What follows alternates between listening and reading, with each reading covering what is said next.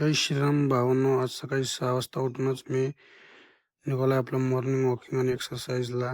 बघू शकता तुम्ही. थोडीशी म्हणलं रनिंग करून घ्यावी. एक 2.5 किलोमीटर रनिंग केली. त्यानंतर थोडंसं वॉर्मअप करावं म्हटलं.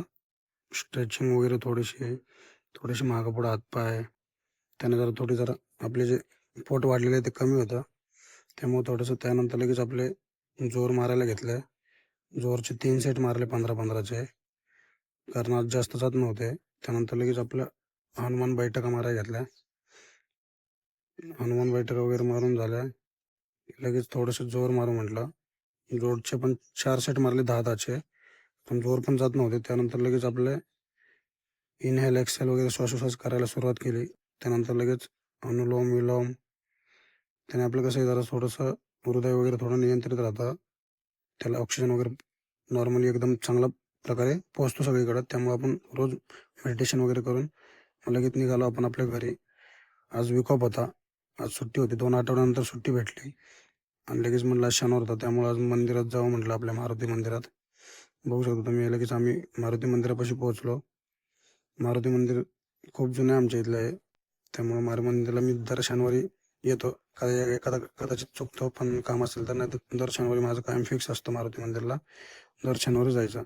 मारुती मंदिरला बघा, हे बघा, एक नंबर मंदिर आहे. तुम्ही पण येऊ शकता. त्यानंतर लगेच मग म्हटलं आज कुठेतरी जायचा प्लॅन करू. आज वीक ऑफ होता बरोबर. त्यानंतर लगेच दाढी करायला आलो, कारण दाढी पण वाढली होती. हे बघा, हे पोरगा आपली दाढी करणार होता. कसं वाटतं हिरो आता तुमचं दाढी केल्यानंतर? एक नंबर भाई, हे सांगायची गरजच नाही.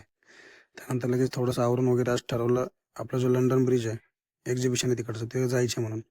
लगेच पोहोचलो तिथं. पोचल्या पार्किंगचं तिकीट काढायला लागलं भाई, 20 रुपयाचं. लगेच मग तिकीट काउंटरवर आलो. 100 रुपये तिकीट काउंटरचे होते.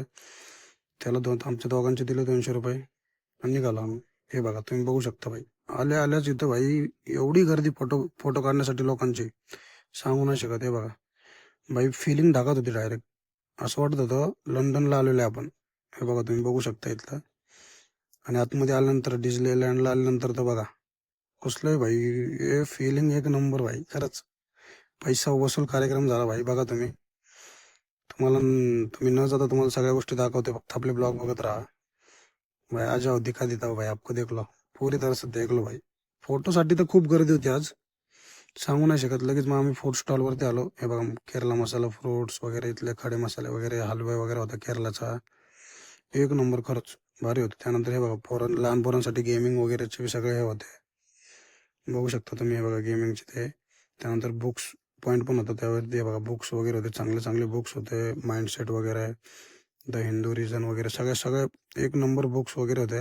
सगळे बुक्स पाहिले. बुक्स नाही घेतल्यानंतर पाळण्याकडे आलो. हे बघा भाई, पाळण्याचे एक तर क्लास, एकदम व्ह्यू एक नंबर होता भाई. इथला नजारा भारी होता, बघू शकता तुम्ही. त्यानंतर लगेच मग म्हटलं पाळण्यात बसावं. तिकीट घेतल्या 2. निघालो पाळण्यात बसायला भाई. पाठवत होती पाळण्यात बसायला, पण म्हटलं नाही, आपल्याला बसायचेच म्हटलं किती झालं तर. मग त्यानंतर लगेच बसलो.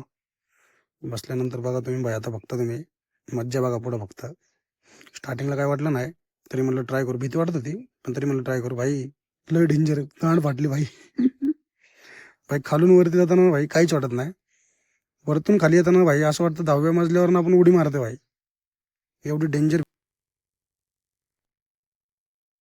भाई. खाली आल्यानंतर भाई चक्कर आल्या का वाटलं भाई, परत आयुष्यात कधी बसणार नाही भाई. त्यानंतर लगेच पॉपकॉर्न वगैरे घेऊन भाई आम्ही निघालो भाई घरी जायला. एक्झिटला डीजे अम्युजमेंट. बाय बाय, चलो मिळत आहे. बघू शकता तुम्ही. Bye bye, see you again. Blog आवडला असेल तर लाईक शेअर सबस्क्राईब नक्की करा भावांनो.